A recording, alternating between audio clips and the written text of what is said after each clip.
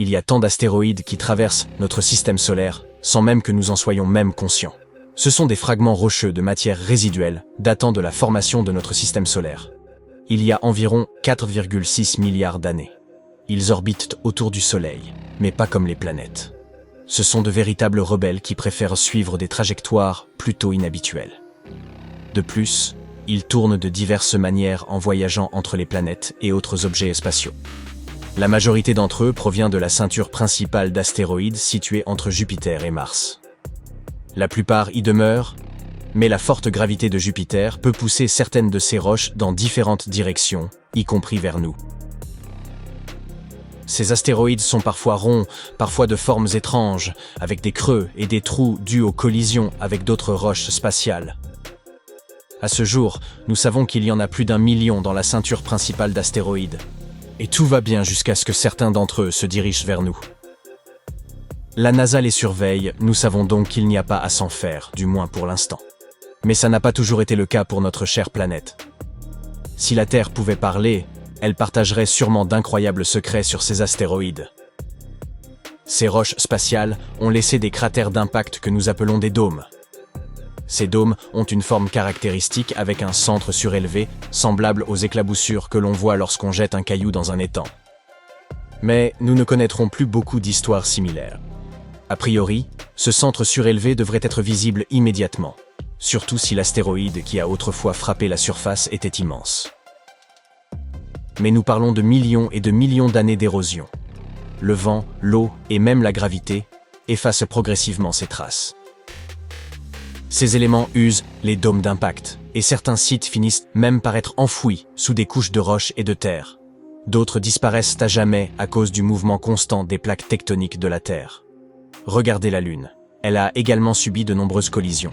Mais là-bas, il n'y a pas d'océan, ni de plaques tectoniques en mouvement, ni même de vent pour effacer lentement, au fil de millions d'années, les cratères de sa surface. En gros, toute son histoire est gravée dessus. En revanche, la Terre possède des forces naturelles capables d'effacer des structures comme le dôme d'impact de Vredefort et le cratère de Chicxulub. Vous savez, celui qui témoigne de la fin des dinosaures. Heureusement, les scientifiques disposent aujourd'hui de nouvelles méthodes pour déceler d'anciens cratères. Ils se concentrent souvent sur les matériaux projetés lors des impacts. Le continent australien est particulièrement intéressant, car il s'agit d'un véritable terrain de golf pour les impacts d'astéroïdes. Le supercontinent de Gondwana dominait le Sud il y a des centaines de millions d'années, notamment pendant la période du Dévonien.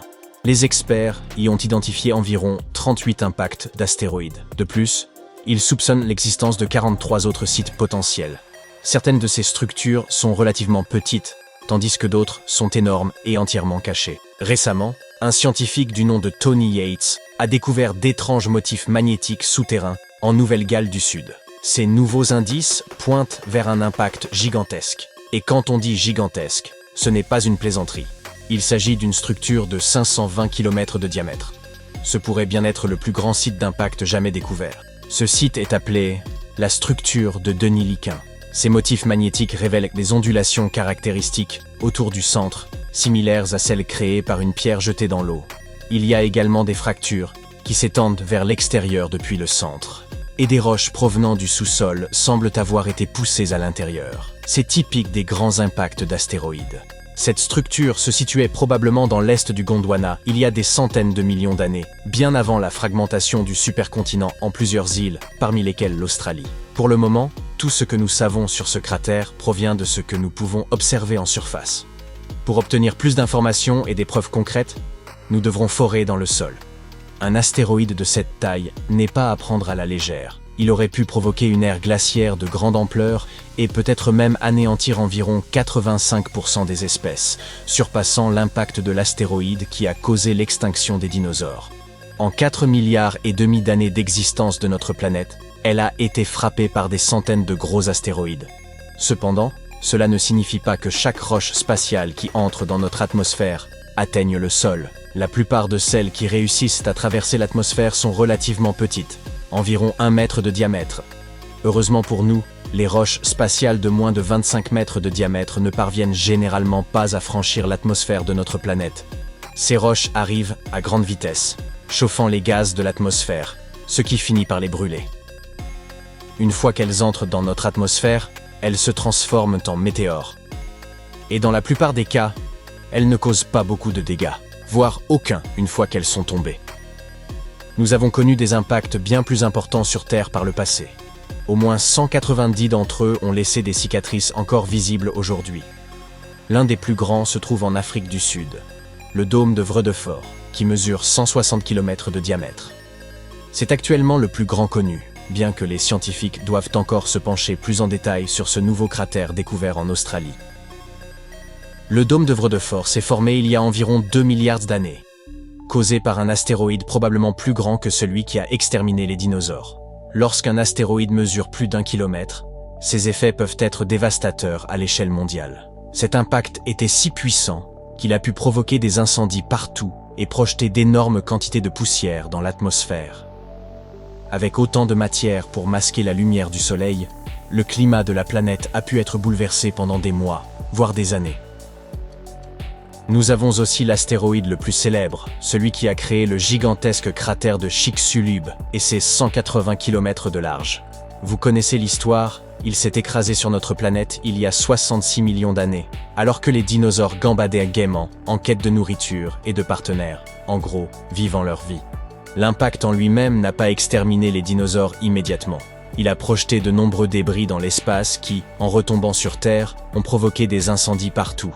L'impact a également soulevé un immense nuage de poussière qui a couvert la planète pendant des années, bloquant la lumière du Soleil et perturbant les plantes et toute la chaîne alimentaire. Même ceux qui ont survécu à l'impact ont eu du mal à trouver leur nourriture et ont fini par disparaître. Heureusement, ils nous ont laissé de nombreux fossiles et sont devenus une inépuisable source d'inspiration pour le cinéma. Il y a 1,8 milliard d'années, au Canada, un autre événement majeur a laissé un grand trou, aujourd'hui connu sous le nom de bassin de Sudbury. Les gens pensaient autrefois que c'était un astéroïde, mais certains experts pensent à présent qu'il pourrait s'agir d'une comète gigantesque composée de glace et de roches. Ce trou a pratiquement disparu aujourd'hui, en raison des conditions météorologiques. Toutefois, on peut encore y extraire du fer et du nickel, tout en excavant les restes de l'objet spatial qui y est tombé. Si vous vous rendez dans le sud de l'Inde, vous découvrirez le cratère de Lonar. Les habitants de la région l'ont découvert il y a 2 siècles, en 1823, et pensaient qu'il s'agissait d'un volcan. Mais nous savons maintenant qu'il s'agit d'une trace laissée par un météore qui s'est écrasé il y a environ 35 à 50 000 ans. Ce qui rend ce cratère unique, c'est qu'il est le seul connu à s'être formé dans une roche basaltique.